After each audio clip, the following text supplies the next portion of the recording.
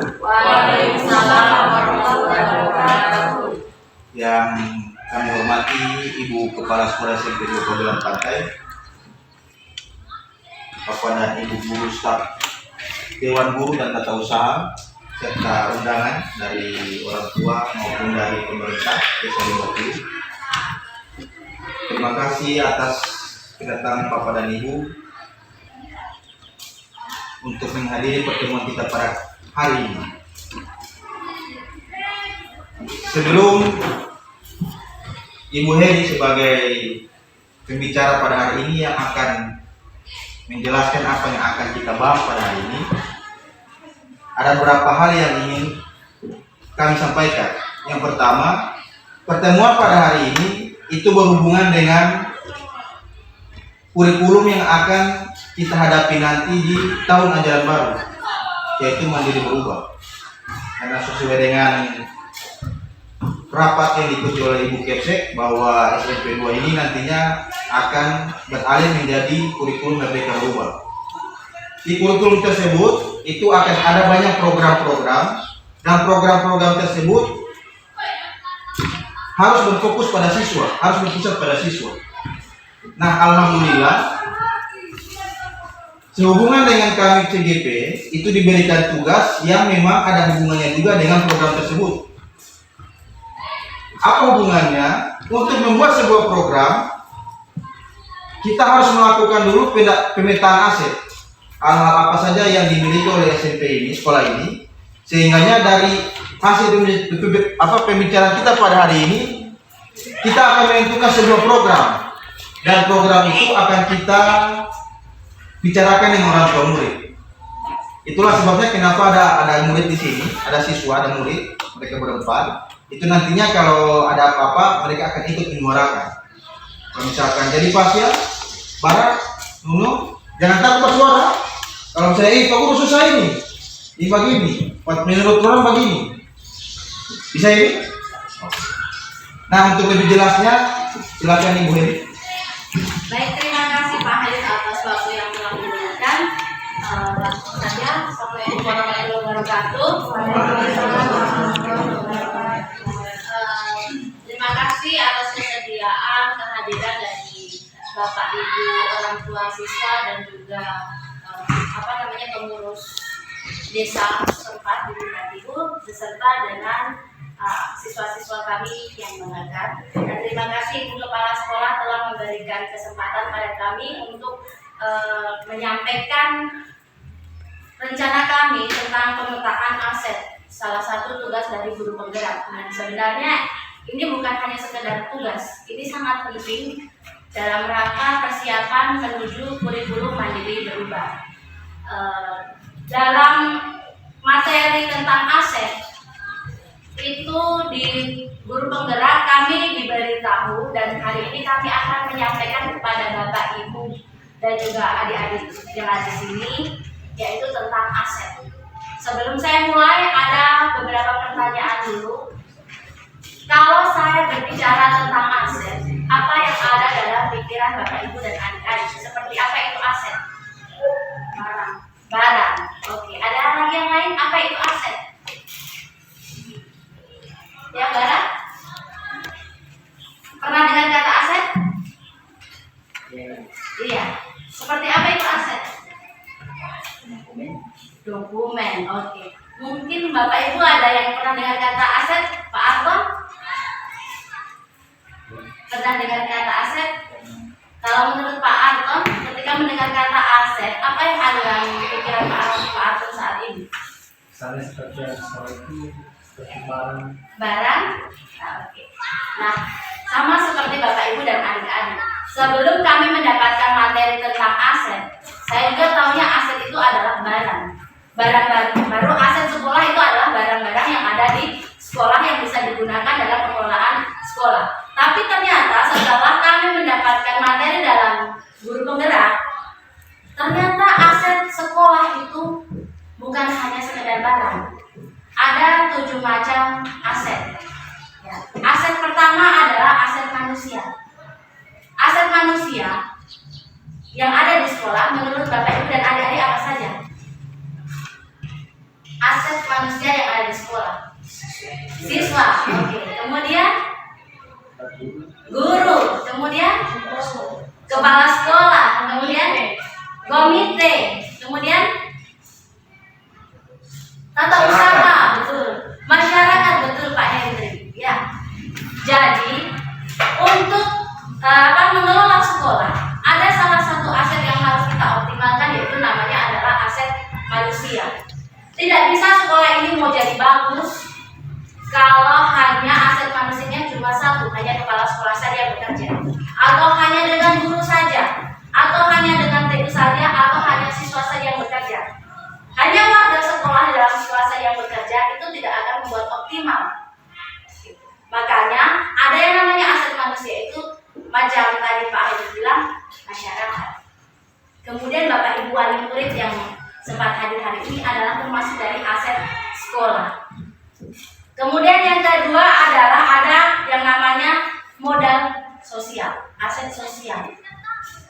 Kalau sekolah ini tidak bisa bersosialisasi dengan masyarakat setempat ataupun pemerintah desa setempat, bahkan dengan wali murid, saya rasa pasti program-program sekolah tidak akan bisa berjalan dengan lancar. Makanya perlu sekolah juga memiliki aset sosial, hubungan-hubungan sosial di sekolah dengan organisasi-organisasi sosial yang di sekitar sekolah, itulah aset dari sekolah. Kira-kira organisasi sosial apa yang bisa kita jadikan aset Bapak Ibu untuk sekolah? OSIS, oke, bagus. Apa lagi ya Kak ya? Kepramukaan, pengurus pramuka, begitu, oke. Baru ada lagi? Ibu Ket, Ibu kepala sekolah. Yang di bagian luar Untuk sosial itu ada yang namanya NPMP, ada namanya PKB. Oh iya, Termasuk dalam aset sosial. oh iya betul. Jadi komunitas PGRI untuk guru-guru juga itu termasuk aset sosial. MGMP guru-guru mata pelajaran, kalau Ibu Ket MKKS dengan musyawarah kepala-kepala sekolah, dan juga ada pemerintah desa. Pemerintah desa juga ini termasuk juga aset sosial karena kalau sekolah ini berjalan tanpa didukung oleh pemerintah desa, sekolah ini tidak akan bisa berdiri. Kalau dulu para ketua-ketua di desa Limbatuhi ini berkumpul jadi satu, kemudian mengajukan proposal bahwa kami butuh sekolah. Kan seperti itu toh. Kalau tidak ada seperti itu, tidak mau berdiri di sekolah. Saya yakin seperti itu. Apakah seperti itu Pak Atem ya? Dulu begitu. Iya, begitu. Itu untuk modal sosial. Kemudian yang ketiga adalah modal fisik. Modal fisik itu yang tadi yang seperti kita sudah ketahui, ada aset barang, ada bangunan, ada printer, ada laptop, kemudian ada ruang lab, ada ruang kelas, dewan guru, itu termasuk adalah aset fisik. Kemudian ada modal lingkungan atau alam. Ternyata sekolah juga ada yang namanya modal lingkungan atau alam. Kalau menurut Bapak Ibu dan adik-adik, seperti apa sih itu modal lingkungan atau alam? Taman, oke, taman sekolah bisa ya Pak ya? Kebun sekolah, ya betul. Ada lagi? Modal lingkungan dan alam yang ada di sekitar sekolah, yang bisa dijadikan aset sekolah. Alam, lingkungan dan alam. Lahan, ya tadi lahan, kebun, taman, apa lagi ya? Dan kira-kira kita bisa pakai untuk pengelolaan di sekolah yang bisa mendukung operasional dan juga proses pembelajaran siswa. Ya? Pohon Mbak Sobat. Oh iya.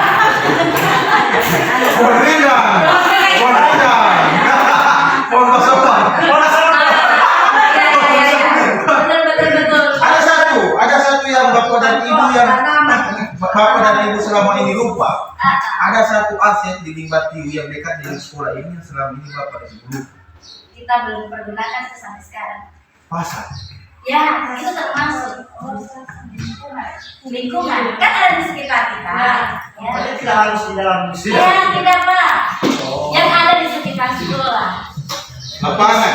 Saya kalau pendidikan saya itu Tadi kan dikatakan yang ada di lingkungan sekolah. Saya kira hanya berada di dalam sekolah. Oh, tidak di Lalu lingkungan di sekolah. lingkungan di sekitar Lingkungan yang ada di sekitar artinya bisa dijangkau oleh siswa dalam sebuah proses pembelajaran itu tidak memakan jarak tempuh yang lama, hanya beberapa meter saja. Artinya bisa, kalau macam SMA kemarin kan pakai lapangan tuh. Nah, jadi itu lapangan itu bisa jadi sebuah aset yang dimiliki oleh siswa, bukan sekolah. Aset yang dimiliki oleh siswa untuk bisa menunjang pembelajarannya orang. Jadi seperti itu. Dan ada lagi, dan itu paguyuban pantai terkenal itu keindahan alamnya. Ada di apa ini namanya dermaga, ya bisa pasar, bisa dermaga, bisa. Sebenarnya itu aset untuk membelajarkan anak-anak. Bahkan termasuk juga hasil tangkapan ikan-ikan di sekitarnya itu kan juga termasuk aset lingkungan dan berada di lingkungan sekitar sekolah. Kemudian ada lagi yang namanya aset atau modal finansial. Pernah dengar finansial ya Bapak Ibu ya? Keuangan, betul. Apa sih kira-kira aset pembiayaan atau finansial yang bisa digunakan untuk mendukung proses pembelajaran ataupun operasional sekolah? Operasi, dana bos, kantin, apalagi inilah kira-kira. Tiga tahun ini namanya. Ya, warung. Kalau warung mau dipikir untuk pembiayaan sekolah. Kira-kira apa selain kantin, koperasi, dana bos? Ketika sekolah kan biasanya begini ya permasalahan kita. Dana bos ini siswa bisa. hasil karya siswa mau dibuat apa ya? Misalnya kalau misalnya siswa ada praktek apa macam pembuatan itu apa kan bisa diperjual. Oh iya, kewirausahaan. Iya, kewirausahaan. Jadi mungkin yang ditanam di belakang sekolah itu pohon dengan pisang mau dijadikan kewirausahaan itu untuk Sapi somar.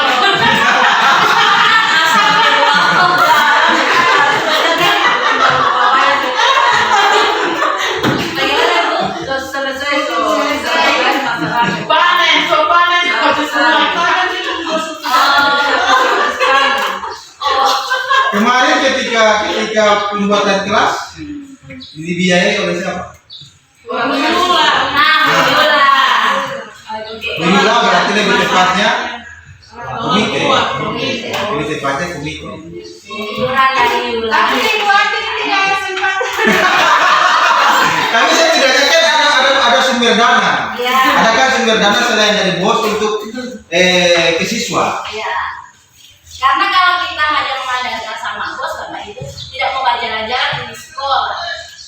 Seperti yang kita tahu, dana bos itu mau muncul nanti di bulan apa, sedangkan kita operasionalkan dari bulan Januari sampai Desember. Pas ya? Kemarin kegiatan apa cuma dari sekolah, dari siswa aja? Ketika kegiatan kemarin ada apa itu?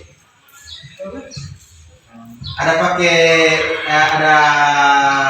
ada selain dari sekolah, siswa ada apa semua? Pendanaan. Apa yang bernama? Apa sih? Iuran OSIS. Oh, gitu. Jadi itu sudah ada iuran OSIS ya.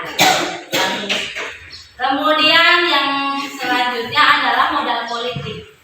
Modal politik itu bukan maksudnya sekolah itu berpolitik, Bapak Ibu, tidak seperti itu. Modal politik itu maksudnya adalah hubungan sekolah dengan komite, dengan OSIS, ya polsek, kemudian apalagi beasiswa dari ini anggota DPRD yang peduli sama anak-anak Gorontalo itu juga termasuk modal politik. Dan itu sudah beberapa berjalan. Yang ketujuh adalah modal agama dan budaya. Budaya di sini banyak sekali. Budaya di sini banyak sekali. Modal agama juga banyak tuh ya, walaupun agamanya cuma Islam. Nah, itu tadi saya hanya memberikan sekilas saja tentang identifikasi aset.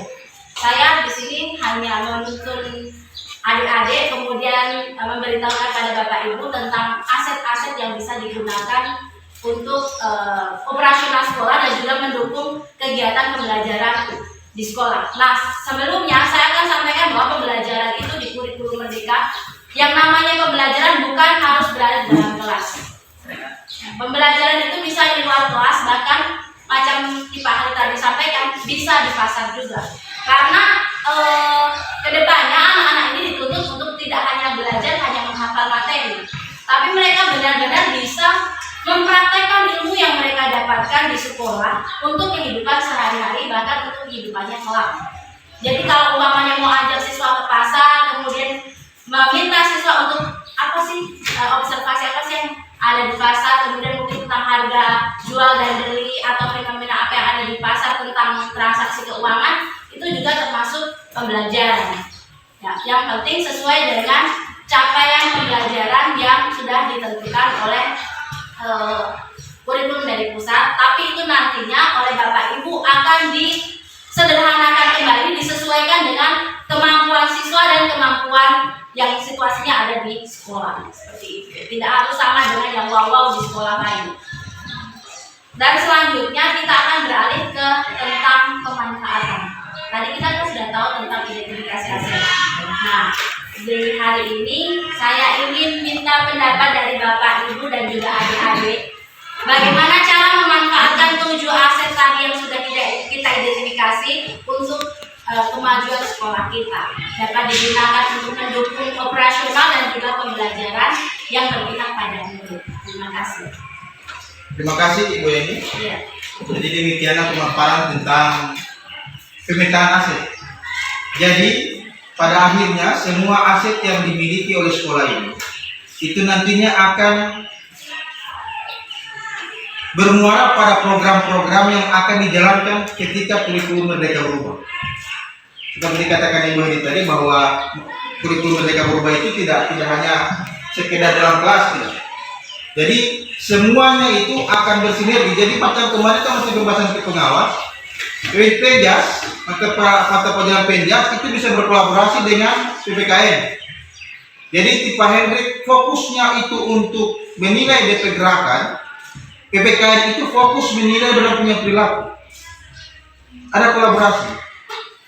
Kemudian bisa juga berkolaborasi dengan matematika nanti. Jadi ketika Pak Hendrik bilang lari sejarak 20 meter, jadi apakah siswa tersebut bisa lari tepat 20 meter? Karena kalau 1 meter kan dia 3 kaki kalau dalam ukurannya. Jadi ketika dihitung ternyata dia lebih. Ketika dia siswa itu lebih, berarti dia bisa memenuhi kriteria penilaian matematika. Jadi ada kolaborasi. Tapi lebih utamanya dalam sebuah program. Nah sekarang kita sudah mendapatkan aset-aset yang dimiliki oleh di sekolah. Sekarang pemanfaatannya. Mungkin saya bisa. Oke, silakan. Dalam hal ini selama di kegiatan guru penggerak, saya berusaha memanfaatkan modal lingkungan dan alam. Ada beberapa siswa yang saya minta untuk membuat video, membuat video dengan latar keindahan alam Limbar Minggu, kemudian mendeskripsikannya di garis saya. Seperti itu contoh dari kalau seorang guru memanfaatkan aset modal lingkungan untuk pembelajaran. Ini kalau seorang guru. Tentunya pemanfaatannya akan berbeda-beda di setiap stakeholdernya. Tidak akan sama pemanfaatan alam bagi saya seorang guru dengan Bapak Ibu yang orang tua siswa, dengan guru-guru yang lain, dan juga dengan siswa-siswa seperti itu. Ini saya hanya memberikan contohnya saja. Terima kasih. Oke, terima kasih. Bagaimana pendapat dari Bapak dan Ibu siswa? Nono? Ada yang bisa memberikan pendapat tentang pemanfaatan aset-aset itu? Yang nantinya kelak akan melahirkan satu program. Kalau untuk kita pemanfaatan lingkungan itu kita bisa pemanfaatan lingkungan. Kira-kira seperti apa itu pemanfaatan lingkungan usulan dari Buket? untuk pemanfaatan lingkungan, untuk pemeliharaan lingkungan, sekaligus untuk penanaman tanaman yang boleh digunakan untuk sekolah. Oh, penanaman tanaman yang bermanfaat digunakan untuk sekolah. Mungkin bisa Kalau macam kemarin kan kami berupa pisang, itu kan bisa kami jadikan sebagai untuk barang jual beli. Jadi itu sangat kita bila kita melakukan itu, insya Allah lingkungan kita juga bisa terpelihara dengan baik. Karena dengan adanya tanaman-tanaman yang harus kita perhatikan, bukan berarti kita tanam cuma dibiarkan tanpa ada yang bisa memberikan maksudnya perhatian. Kalau kita cuma cukup tanam baru dibiarkan, bisa-bisa kan yang posisi sekarang untuk limbah yang paling yang stres itu dengan cara bagaimana kami bisa untuk perbaikan pagar terhadap ada sapi dengan kambing. Namun di posisi sebelum kita menanam juga kita harus memperhatikan dulu perbaikan lingkungan, terutama perbaikan pagar. Yang kedua, kita menanam dan hasil tanaman itu kita akan jadikan sebagai pemanfaatan untuk kita bisa menggunakan jual beli berupa pisang dan bisa kita jual di pasar. Jadi ini tujuannya saya dalam penanaman kemarin. Namun sebelum saya melanjutkan sudah dipanen oleh sapi. Jadi saya mohon kepada Bapak dan Ibu, bila kita menggunakan pemanfaatan lingkungan ini, kita tidak bisa hanya salah satu guru saja yang bisa turun untuk bisa memperhatikan lingkungan. Tolong semua kita yang ada di lingkungan sekolah itu bisa merasa bertanggung jawab lah untuk bisa memperhatikan lingkungan kita supaya lingkungan ini tidak akan terbiarkan begitu saja.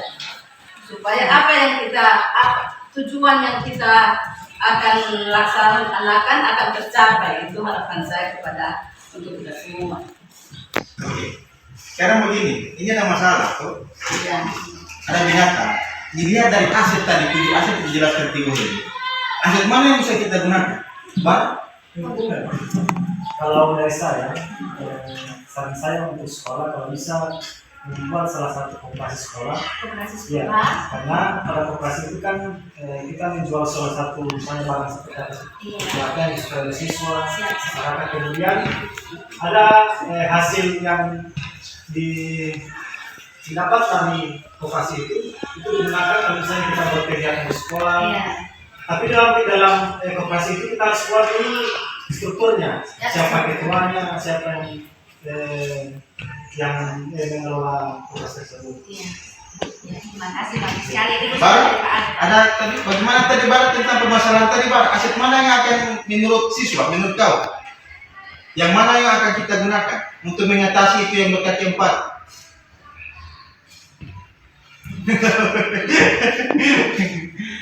Oke, terima kasih. Sarannya bagus ya Pak Arthur ya, koperasi. Jadi nantinya itu masukan koperasi. Oke, jadi nantinya ke depannya kita mungkin sudah bisa bikin ya. Walaupun tidak terkendala pada namanya koperasi, tetap ada namanya modal awal.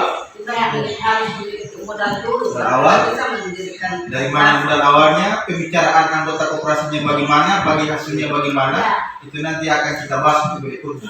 Setidaknya dari pembicaraan kita pada hari ini, melihat aset-aset yang kita miliki, ada salah satu saran dari pemerintah, perwakilan pemerintah bahwa pembuatan koperasi. Kemudian kita satu lagi tuh, karena saya selaku perwakilan pemerintah, sebenarnya untuk peliharaan sapi seperti kambing, sapi, kemudian kambing itu biasanya sudah buat salah satu pertemuan seperti rapat dengan masyarakat, tapi kesadaran dari masyarakat itu tidak ada. Jadi itu pertanyaannya Pak. Aset itu kan aset manusia tuh. Itu kan aset manusia yang kalau dilihat lingkungan dia ada tapi dia lemah. Untuk menutupi aset itu, aset mana yang akan kita lebih kembangkan? Nah, kita kembali ke sekolah Pak.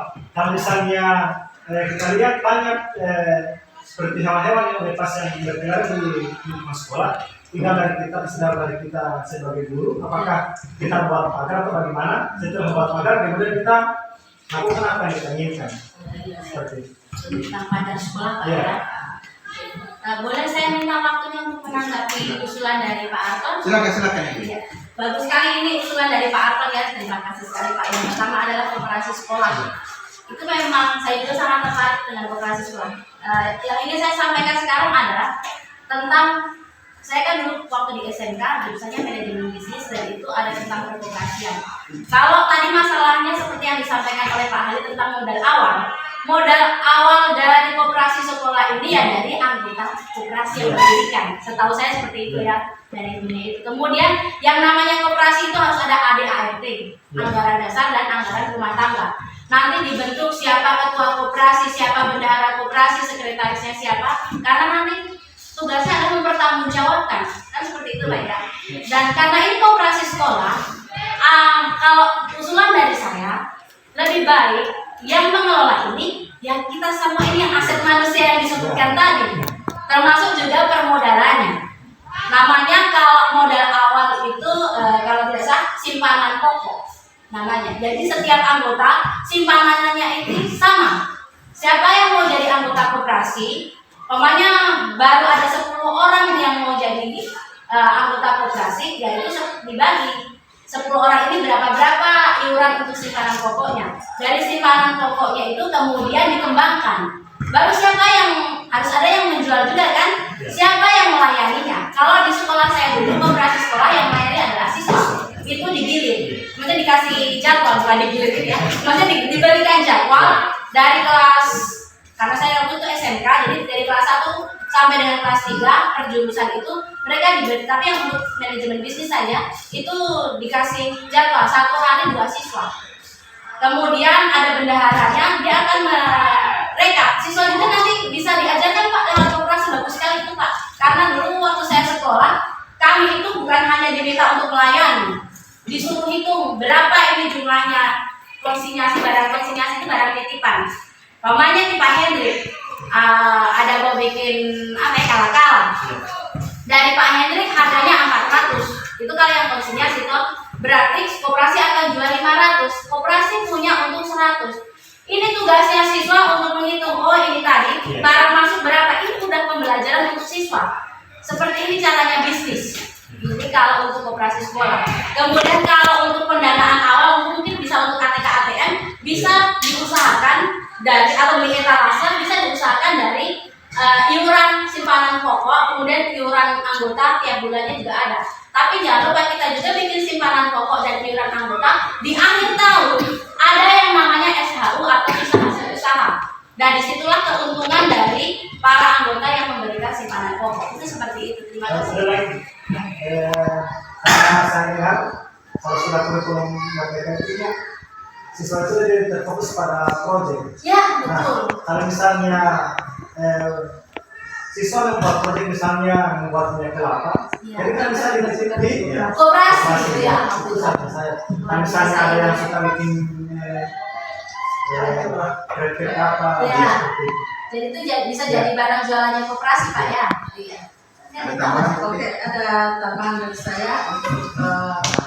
Saya juga bisa mendukung dalam aset koperasi ini. Insya Allah bisa membantu kita di sekolah dan insya Allah bisa berjalan dengan baik. Untuk tempat koperasi, memang SMP ini memiliki tempat koperasi yang di posisi ada 3 jalur ini di depan di samping ini. Yang pertama kantin, yang kedua koperasi, yang ketiga itu gudang. Maka dengan itu untuk waktu ini kan sudah tidak ada lagi yang menjual di situ. Maka itu akan kita perbaiki, kita jadikan koperasi SMP 2 Kabupaten Pati insya Allah pada awal semester saja Pak. Dan saja untuk kita dalam akhir-akhir ini bila mendapat modal biar cuma 100-200 lah atau bahkan sampai 500 boleh kita sisipkan untuk dijadikan koperasi untuk pada ibu guru yang ingin menanam modal di koperasi itu. Baru yang berikutnya yang macam kita ini kan kadang dia membawa jualan. Nah itu seperti yang disampaikan Ibu ini dititipkan di situ dan insya Allah hasil jualan kan yang macam dijual 2.000 1.000. Kurang tahu yang punya dia ada tipain. Kalau misalnya 1.000 kita jualkan 1.500 atau 5.003, 5.004. Kalau misalnya anu yang 1.000 kita jual 2.004. Jadi kadang kita punya sisip anu di situ 1.000. Boleh seperti itu. Boleh. Pak Henry kan? Iya. Oke. Jadi Dan untuk kita semua, siapa saja yang guru siap untuk menitipkan barang yang bisa diperjualbelikan di maupun siswa. Baru yang melayani itu Yang akan melayani itu kita bukan dari struktur dan kita harus kasih melibatkan siswa siswa, akan ada pembinaan siswa. dilibatkan siswa supaya ini bisa berjalan dengan baik. Jadi semua siswa yang membawa barang ke sekolah jualan, nah itu yang akan dikumpulkan di koperasi saja. Karena saya perhatikan di sekolah ini sudah banyak siswa yang membawa jualan. Jadi yang membawa jualan tidak bisa menjual. Nanti kita sampaikan juga ke orang tua bila waktu rapat penjelasannya seperti itu. Bila ada siswa yang membawa barang ke sekolah, kita harus titipkan di koperasi. Dan tiba di koperasi kita jual belikan. Yang 1.000 kita bisa jualkan sampai 5.004 bisa. terima kasih Bu Ken. Dan sudah boleh. Alhamdulillah ya, ternyata pada akhirnya Bapak dan Ibu serta siswa sudah bisa mulai memahami bahwa untuk membuat sebuah program langkah awalnya itu adalah pemetaan aset, yang dimana rencananya hari ini hanyalah mencari aset-aset apa saja yang bisa kita gunakan untuk sebuah program. Malah lebih baik TPHC berkembang sudah bisa melahirkan salah satu saran untuk membuat koperasi. Nah, untuk koperasi ini masih akan dirapatkan kembali di guru-guru, ikatan guru, untuk prosedurnya bagaimana. Kemudian kita akan lebih fokus lagi ke siswa, apakah siswa ini bisa atau mau, karena pada dasarnya semua program yang akan kita laksanakan itu harus berpusat pada siswa. Tidak bisa hanya untuk kepentingan guru, sama sekali tidak bisa. Karena ketika kita mencantumkan sebuah program itu di nantinya di kurikulum Merdeka Berubah itu kan macam di PMM itu akan memantau terus apa yang kita lakukan. Jadi ketika PMM sistem melihat atau menilai ternyata program ini keuntungannya hanya ada pada guru. Jadi kalau misalkan jualannya yang banyak cuma guru, cuma di Pak Henry, di Ibu Atin atau di Ibu Ria, siswa tidak ada. Makanya jualan siswa sekarang kan Ya. banyak siswa yang membawa jualan. Maka mereka siapa saja yang sekarang sementara membawa jualan, mereka yang akan kita patenkan sebagai penanam modal kita di Jadi seperti tidak bisa diganti, tidak bisa ditambahkan lagi. Maksudnya yang sekarang sudah ada. Kan tadi saya sudah sampaikan Bu, untuk proyek itu Bu, usahakan proyeknya itu bisa diberikan misalnya seperti naik atau makan seperti apa. Jadi mungkin itu nanti lagi akan didapatkan apakah koperasi ini awalnya hanya guru sambil mencari modal dari siswa, karena kan kita tidak mungkin hanya selama 1 tahun itu programnya hanya koperasi kan ya. Tetapi kita akan membuat program yang berpusat pada siswa. Jadi kemungkinan di kemudian hari akan berkembang, nanti kita akan lihat. Intinya pada hari ini alhamdulillah kita sudah mendapatkan aset apa saja yang nantinya akan kita gunakan untuk program ke depan.